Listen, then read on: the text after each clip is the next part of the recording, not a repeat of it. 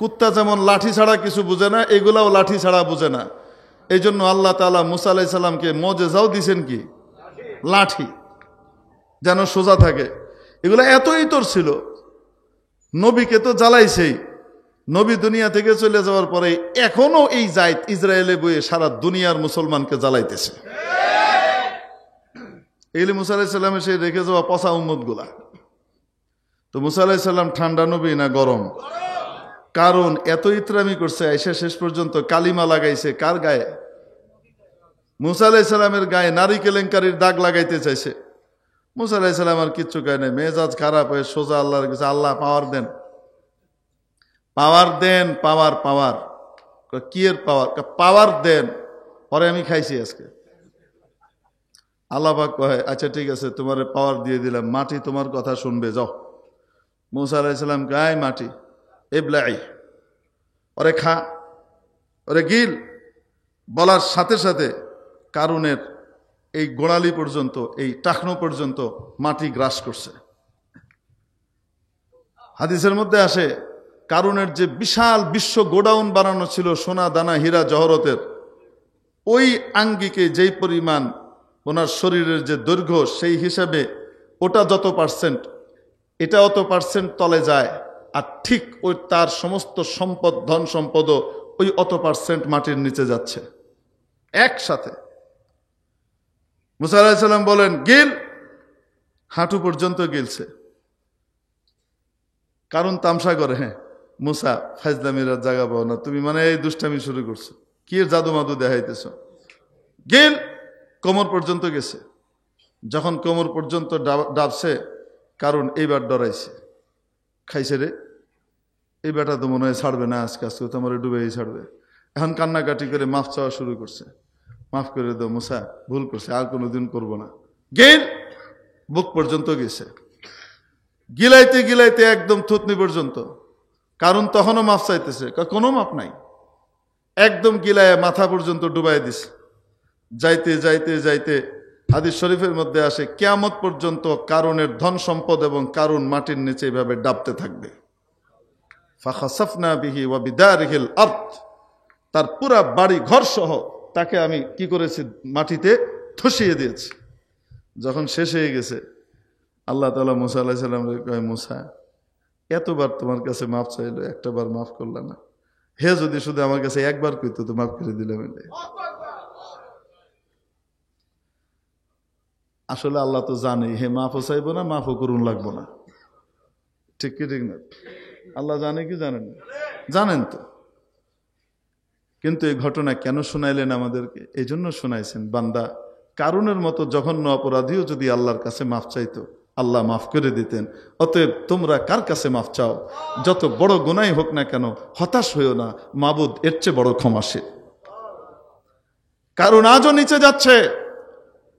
চেয়েছিল কারুন তৎকালীন সবচেয়ে বড় ধনী, যুগের নবীর গায়ে কালিমা লেপন করার জন্য নারী কেলেঙ্কারি দিয়ে, ইউসুফ আলাইহিস সালামের গায়েও নারী কেলেঙ্কারির দাগ দিয়ে, মিথ্যা অপবাদ দিয়ে জেলখানায় পাঠানো হয়েছিল প্রধানমন্ত্রীর কোটায়। ঠিক কি ঠিক না?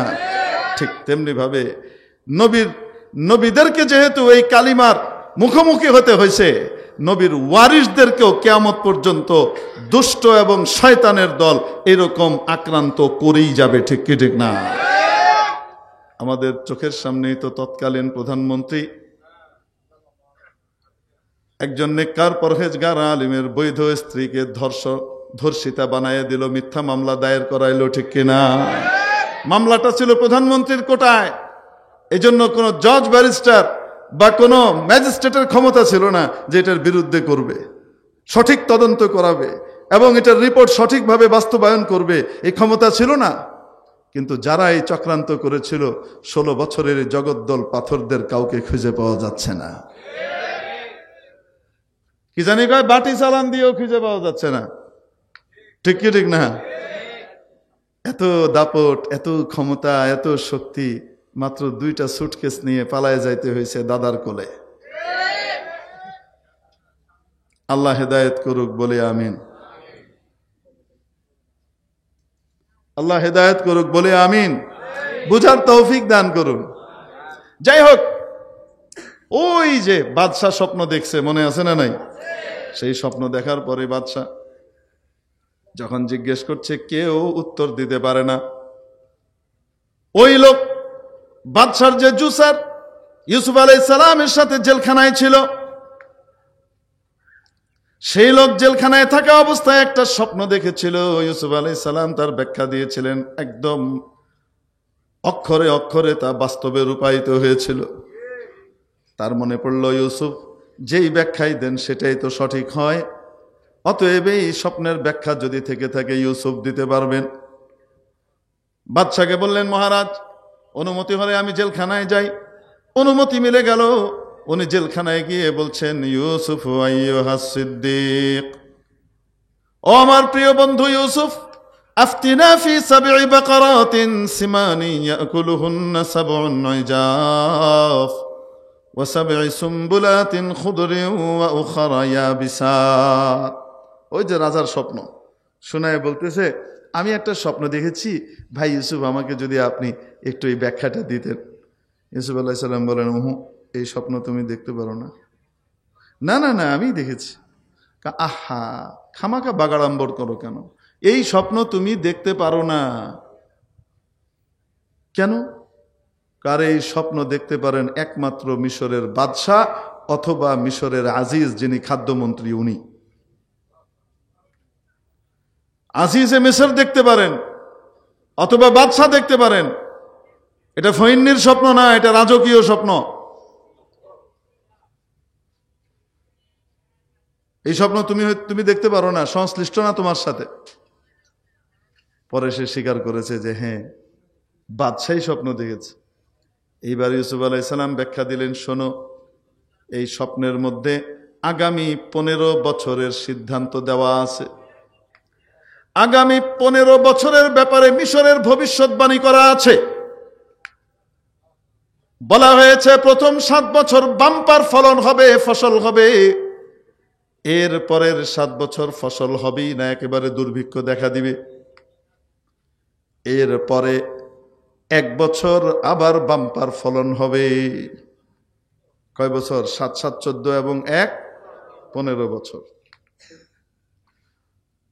বললেন এটা হলো স্বপ্নের ব্যাখ্যা। তবে ব্যাখ্যা অনুযায়ী সলিউশন শুনে যাও, সমাধানটাও নিয়ে যাও।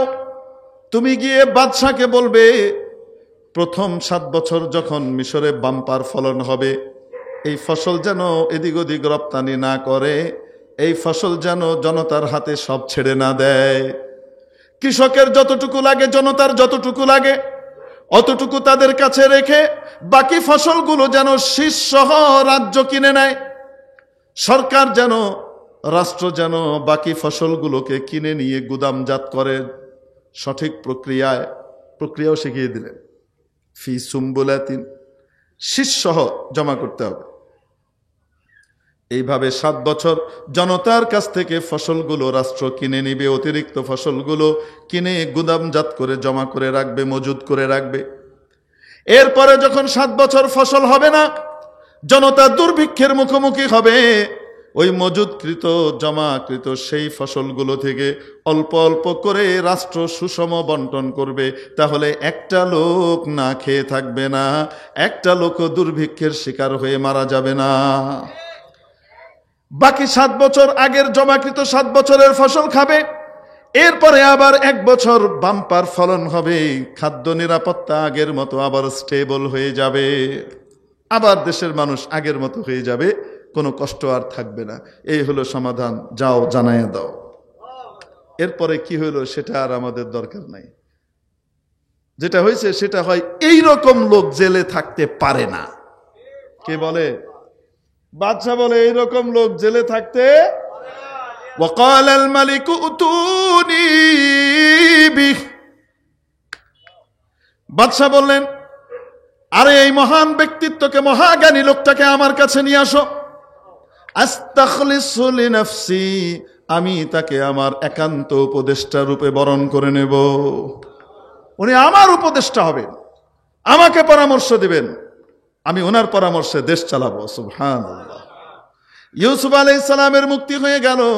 বোঝানো উদ্দেশ্য হলো, বলুন দেখি, এই যে স্বপ্নটা দেখেছিলেন মিশরের বাদশাহ ইমানদার ছিল? জানেই তো না ইমান ইসলাম কি জিনিস, বেঈমান, ইমান নাই, অমুসলিম। কিন্তু আল্লাহ রাব্বুল আলামিন যে স্বপ্ন দেখিয়েছেন এটা কি মিথ্যা না সত্য? এজন্যই হাদিস শরীফের মধ্যে এসেছে, মানুষের স্বপ্নের 46 ভাগের 1 ভাগ হলো কিসের? স্বপ্নের 46 ভাগের 1 ভাগ ওহির।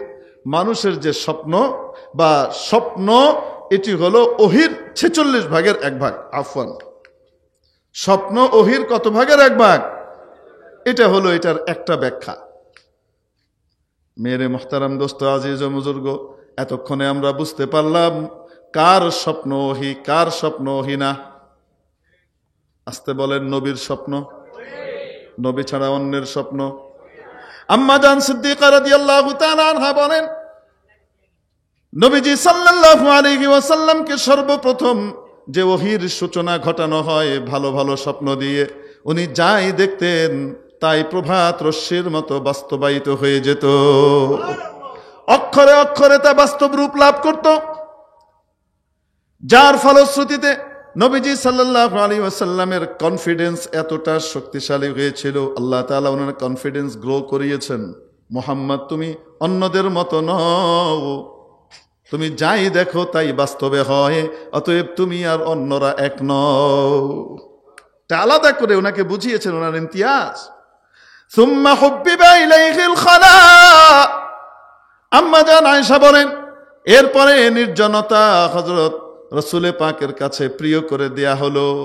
নবীজির এখন লোকালয় ভালো লাগে না, জনসমাগম ভালো লাগে না। সবসময় যিনি জনতার খেদমতে, মানুষের সেবায় নিজেকে উৎসর্গ করে দিতেন, জনতার মাঝেই মিশে থাকতেন, এই লোকটা আর এখন আর জনতা ভালো লাগে না, কোলাহল ভালো লাগে না, লোকজন ভালো লাগে না, কেমন যেন উদাস উদাস লাগে, আফসোস লাগে, আহারে এত ভালো ভালো মানুষগুলো কিভাবে খারাপ পথে যায়, কিভাবে একে অন্যের ক্ষতি করে, কিভাবে এই মানুষগুলো একে অন্যের গায়ে ছুরি চালায়, একে অন্যকে হত্যা করে, একে অন্যকে মারামারি করে শেষ করে দেয়, একে অন্যের জমি গ্রাস করে নেয়, কিভাবে জুলুম নির্যাতন করে, বাজে বাজে পচা কাজগুলো করে, এটা কিভাবে সম্ভব? এখান থেকে তাদেরকে বের করার কি কোনো পন্থা নাই? নবীজির ভেতরে ফিকির। এত বিশাল আসমান জমিন তৈরি করলেন আল্লাহ, চাঁদ সূর্য গ্রহ নক্ষত্র তৈরি করলেন কে? নবীজি চিন্তা করেন, রব্বুল আলামিন এত বড় বড় সৃষ্টি করলেন, আমরা ছোটখাটো কোনো কিছু বানালে উদ্দেশ্য থাকে, এত বড় সৃষ্টি মাওলা বানালেন কি উদ্দেশ্য? আমাদেরকে বানালেন কি উদ্দেশ্য? নিশ্চয়ই কোনো উদ্দেশ্য তো আছে। মাওলার সৃষ্টি কুশীলতা নিয়ে চিন্তা করেন, ভাবেন, মাওলার সৃষ্টির ভিতরে নিজেকে ডুবিয়ে দেন, ধ্যান করেন, ধ্যান করতে মন চায়। ওয়া কানা ইয়াখলু বিগারি হিরা, নবীজি নির্জনতা অবলম্বন করে ধ্যান করতেন গারে হেরায়। কোথায়? ওই যে নবীজি স্বপ্ন দেখেছিলেন না, ওই স্বপ্নের যে মেয়াদ ছিল এটা ছিল 6 মাস। কয় মাস? এইবার হাদিসের ব্যাখ্যা নেন, আসল ব্যাখ্যা যেটা, সেটা হলো নবীজির নবুয়তের বয়স, জীবন কত বছর? মক্কায় 13, মদিনায় 10, কত? 23। এক একটা বছরের ভিতরে 6 মাস কয়বার আসে বলেন না কেন? তাহলে 23কে গুণ দেন 2 দিয়ে, কত হয়? 46। নবুয়তের যে নবীজির জমানা, তার 46 ভাগের 1 ভাগ সময় নবীজিকে স্বপ্ন দেখানো হয়েছে। অতএব স্বপ্ন ওহির 46 ভাগের 1 ভাগ, এর অর্থ হলো ঢালাও স্বপ্ন নয়, নবীজির স্বপ্নের কথা বলা হয়েছে। এটা হলো অন্যতম একটা ব্যাখ্যা, আরো আছে। মেরে মুহতারাম দোস্ত, নবীজি এখন ধ্যান করেন কোথায়? গারে হেরায়। গারে হেরায় যারা গিয়েছেন বড় ভাগ্যবান, আল্লাহর কাছে দোয়া করেন যেন গারে হেরায় একটু ঘুরে আসতে পারি। দোয়াটাও করবার চায় না, স্যাদ ব্যাদ কিচ্ছু নাই, সব মানে ওই ভারতীয় সিনেমা দিয়ে, ইন্ডিয়ান এই গোলামির জিনিসপত্র দিয়ে, হিন্দি মিন্দি দিয়ে সব চোখ মুখ সব নষ্ট হয়ে গেছে, পইচা শেষ। এখন যে কইতেছি গারে হেরায় দেখার আগ্রহ কার কার আছে? আল্লাহ কবুল করে না। আমি তো এখানে বইয়েই না যায়া হুদা গারে হেরা দেখবেন না আল্লাহর ঘরও দেখবেন? তাহলে হজ আর ওমরার জন্য দোয়া করি, আল্লাহ পাক যেন আমাদেরকে বারবার মকবুল ওমরা এবং মাবরুর হজ নসিব করেন। আরে মাওলা নিতে চাইলে কেউ আটকাইতে পারে না। মাওলা না নিলে টাকা থাকলেও যাইতে পারবে না। গাড়ে হেরায় গিয়ে দেখেন প্রায় 1 কিলোমিটার উঁচু। ওই যে উঁচু, ওইটা তো খাড়াখাড়ি সোজা, এখান থেকে এভাবে যদি উঁচু ধরা হয় তাহলে প্রায় 1 কিলোমিটার। পাহাড়টার উঠার সময় কি ডাইরেক্ট লিফটে করে উঠে? পাহাড় বায়া যদি উঠতে হয় তাহলে তো এটা 1.5 কিলোমিটার 1.25 কিলোমিটারের বেশি হয়ে যায়। এই পুরা পাহাড় উঠে একেবারে উপরে আগায় চলে যেতে হয়। আগায় গিয়ে ওই পারে একটু নামার জায়গা, নামার পরে তলায় গিয়ে একটা গুহা, একটুখানি নেমে একটা গুহা। এই গুহার ওই পাশে সামনে ফাঁকা, ফাঁকার নিচে একেবারে 1000 ফুট গভীর পুরা খাদ, মানে ওই দিক দিয়ে বায়া উঠার ক্ষমতা কারোই নাই। আর এইভাবে আগায় উঠে ওই পারে গিয়ে যে একটা গুহা আছে, মক্কাবাসীরা জানেই না। এটা খুঁজে বের করছেন যার জন্য আল্লাহ বানাইছেন উনি। আল্লাহু আকবার কইেন না। গুহাটা বড় অদ্ভুত।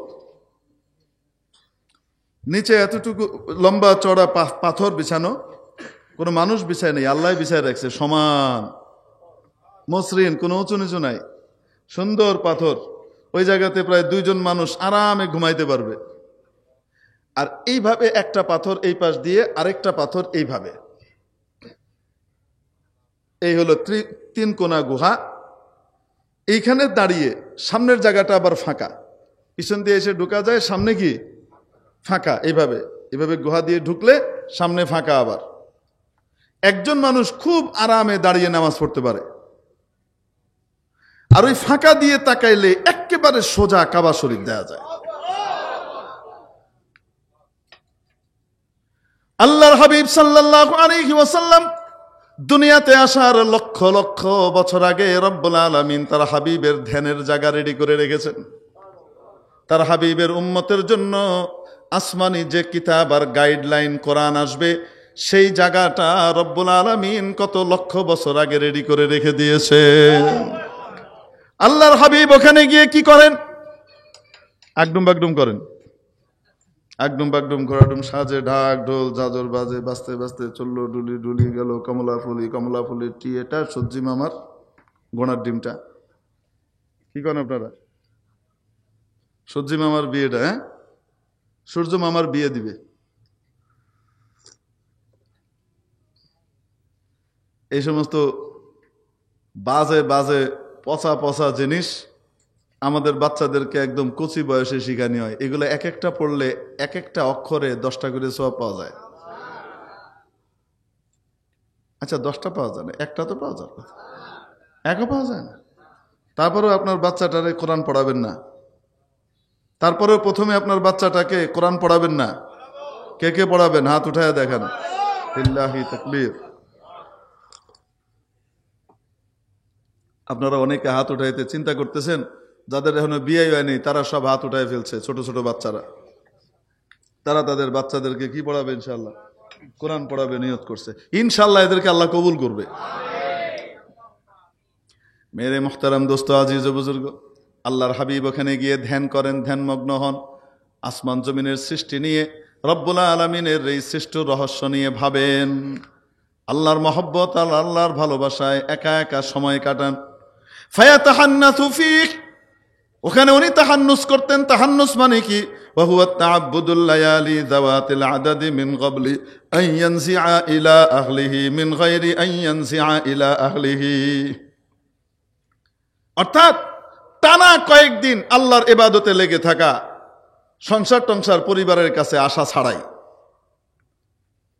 ওনার স্ত্রী আম্মা জান খাদিজাতুল কুবরা রাদিয়াল্লাহু তাআলা আনহা বয়স ছিল 54-55, কত?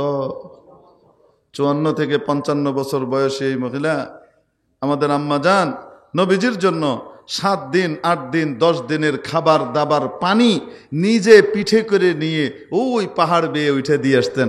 আপনি ধ্যান করেন, আপনার খাবার দাবার আমি নিয়ে আসবো, চিন্তা করেন না। কেমন স্ত্রী! ওই জায়গার সংবাদ নবীজি বলে দিয়েছেন, কাউকে দিও না, বিরক্ত করবে এসে। কেউ জানে না, শুধু নবীজি আর আম্মা জান জানেন ওই গুহার সংবাদ। সুবহানাল্লাহ। নবীজি ওখানে ধ্যান করেন। এভাবে ধ্যান করতে করতে হাত্তা জাআহুল মালাক, হঠাৎ একদিন দেখেন গোটা আসমান ঢেকে গেছে। গোটা আসমান ঢেকে গেছে। অন্যরা দেখে না, নবীজি দেখেন। আমি একবার ইয়েতে গেলাম কলকাতায়, বিয়ের পরে বেগম সাহেবের সব শহরটহ বেড়াইতে গেছি আত্মীয় স্বজন সহ। তো আমাদেরকে নিয়ে গেল সায়েন্স সিটি। কি দেখাইতে নিয়ে গেল? আরে সায়েন্স সিটি তো আমরা কই, যাদের দেশে তারা যেভাবে কয় সেটাই না বলা উচিত। সায়েন্স সিটি কোথায় নিয়ে গেছে? সায়েন্স সিটি মানে সায়েন্স সিটিতে নিয়ে গেছে। ওখানে অনেক কিছু আছে। গিয়ে একটা জায়গায় আমাদেরকে ঢুকাইলো। ঢুকানোর পরে বসলাম, দেখি সামনে বিশাল পর্দা, কয় হেনে মুভি দেখানো হবে। আমি বলছি নাউজুবিল্লাহ মিন যালিক, আমরা মুভি দেখতে আসছি কিনা, এটা কথা হলো নাকি আমরা বেরোয় চলে আসবো? হ্যাঁ, টাকা পয়সায় মাইট, টাকা টুকা কেটে ভিতরে ঢুকাইছে। অনেক কিছু আছে তার ভিতরে, এটা একটা, বেরোয় চলে আসবো। কয় না না না না, এখানে সেই নাচ গানের মুভি না, এখানে ওই যে জঙ্গলের বিভিন্ন দৃশ্য দেখানো হবে, জঙ্গলের বাঘ ভাল্লুক এগুলি দেখানো হবে। এগুলো 3 ডাইমেনশনাল সিস্টেমে দেখানো হবে, 3D হবে। আপনি দেখবেন একদম জ্যান্ত বাঘ আপনাকে খাইতে আসতেছে, এইরকম। ও আচ্ছা ঠিক আছে। তো এটা তো অন্য জিনিস, এটা তো আর ওই মুভি না, বুঝেন নাই মনে হয়। তো এখন আমাদেরকে কিছুক্ষণ পরে বেঢপ টাইপের একটা চশমা আমাদের হাতে দিল, একটা একটা করে। তো সবাই পড়তেছে, আমি এই চশমা হাতে নিয়ে আমি বললাম এটা কি করতে হবে? এটা পড়েন, এটা না পড়লে এটা দেখবেন না।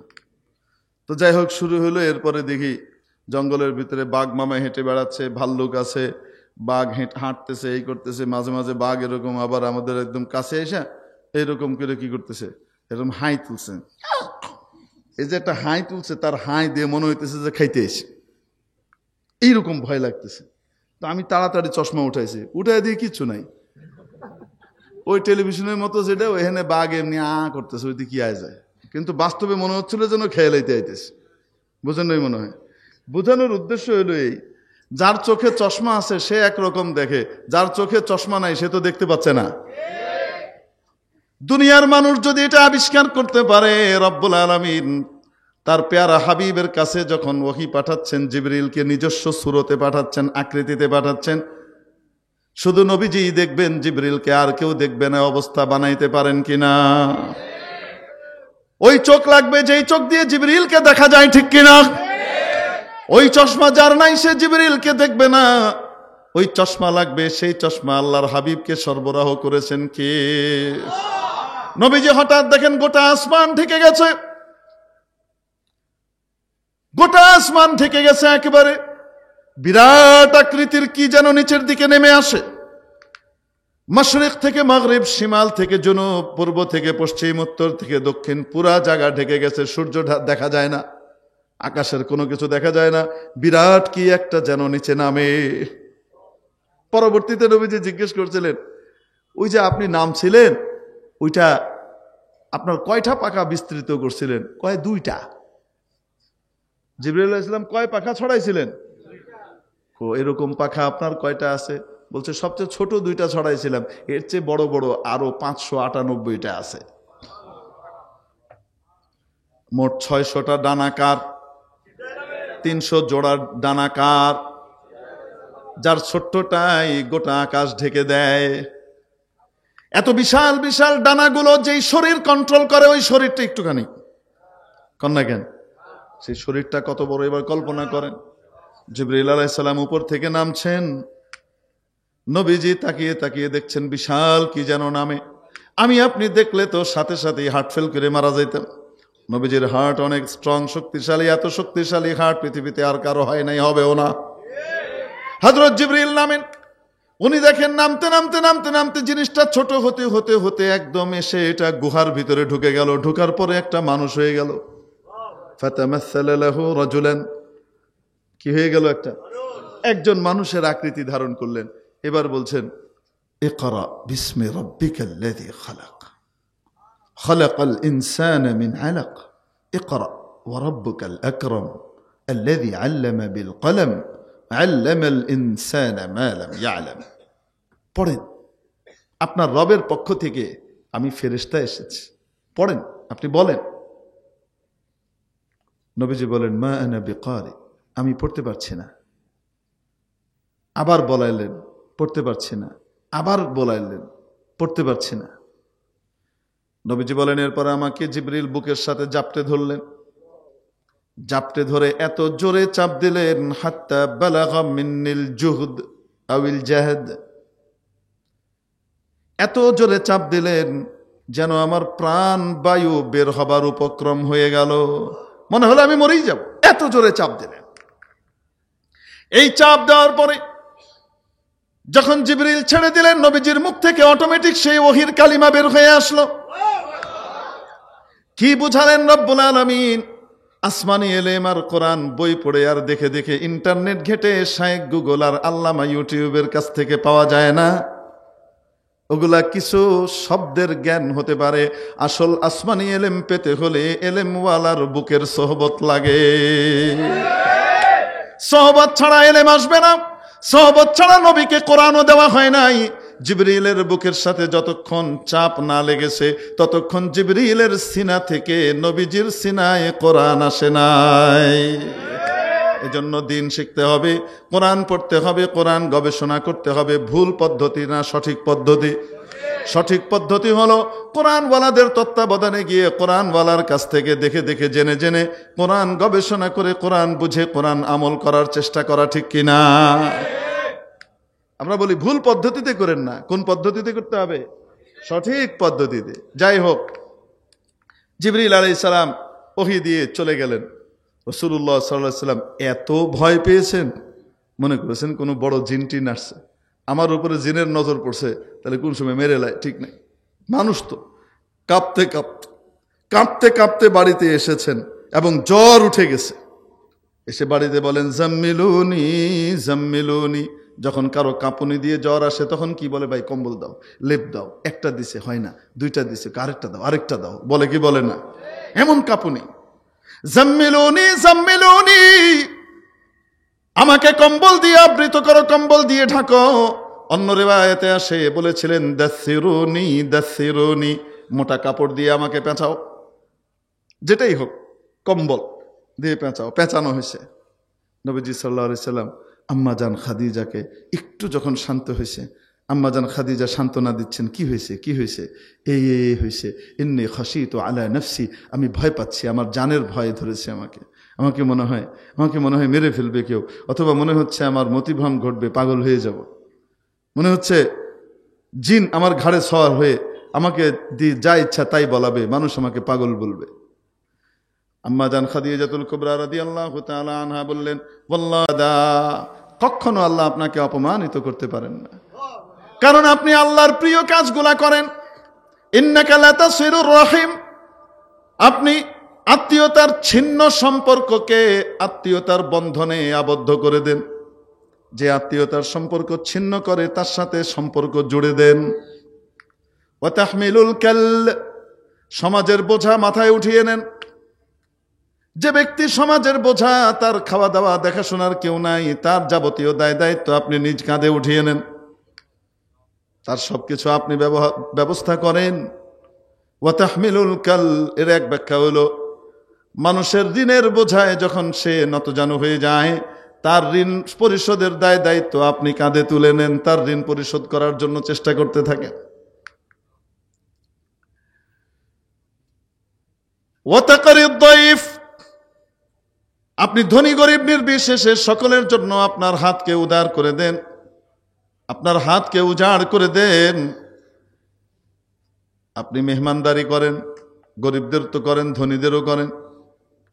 ওয়া তাকসিবুল মাদুম, যার কিছু নাই, নিঃস্ব মানুষকে আপনি কিনে নেন। নিঃস্ব মানুষের যাবতীয় দায় দায়িত্ব আপনি নেন, তার উপরে এত ইহসান করেন যেন সে আপনার কেনা মানুষ হয়ে যায়। ওয়া তুঈনু আলা নওয়াইবিল হক, হক যেদিকে, হক যদি কোনো সময় বিপদে পড়ে আপনি হকের পাশে দাঁড়ান।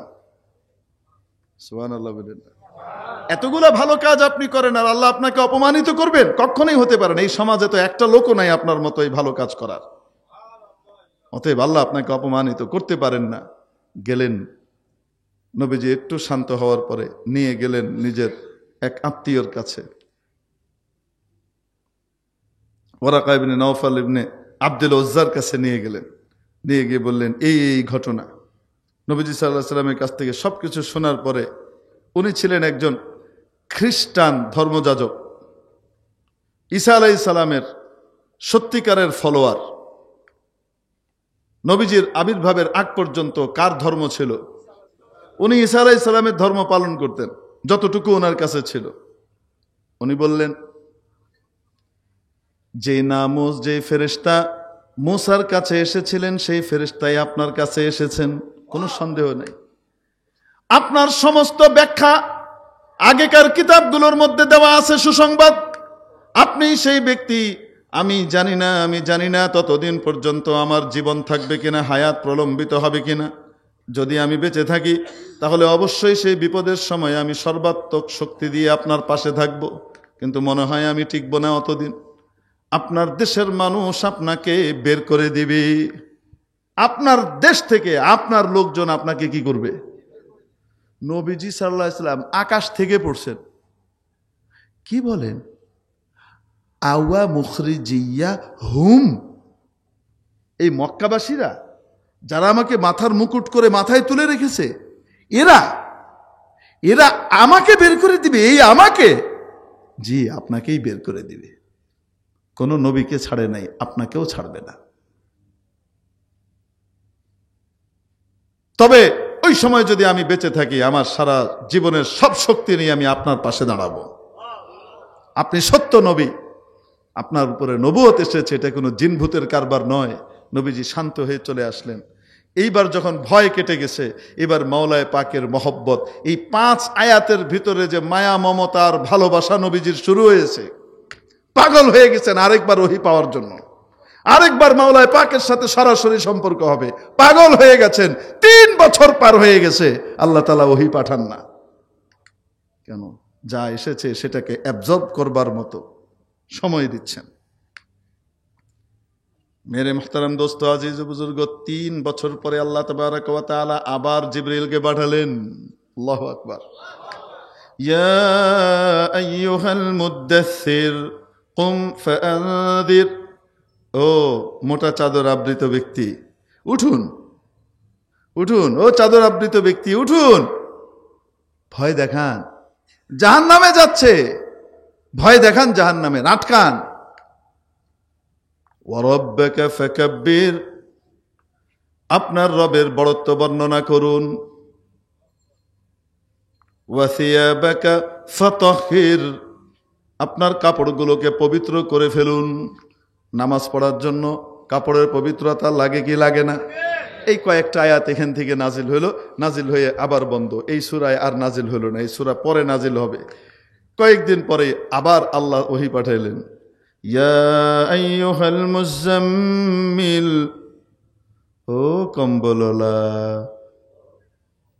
কুম আল্লাইল, আরে উঠেন, রাতের বেলায় জাগে, ইল্লা কলিলা, কিছু অংশ ঘুমান, বাকি সময় জাগেন।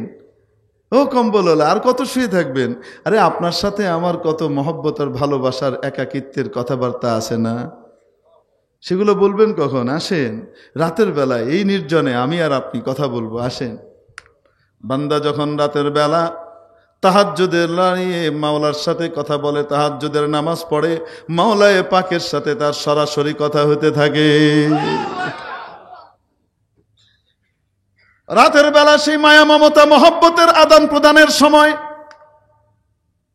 মহব্বতের আদান প্রদান কিছু কিছু সময়ে একা একই করতে হয়, কিছু কিছু সময় সকলের সামনে করতে হয়, ঠিক কিনা? আপনার প্রেমিকা মনে করেন আপনাকে বলছে, অমুক দিন তুমি আর আমি একসাথে যাব ওই জায়গায়, ওখানে ওই হোটেলে আমি আর তুমি একসাথে খাবো, খুব সুন্দর রেস্টুরেন্ট মনে করেন। আপনি গেছেন আপনার বন্ধু বান্ধব কয়েকজনকে সাথে করে নিয়ে, আয় দোস্ত আমার প্রেমিকার লগে দেখা করে দিত করে, হ্যাঁ, নিয়ে গেছেন। প্রেমিকা খুব খুশি হবে, হয় না? কেন? কেমন বেজার হবে? এই আবালচো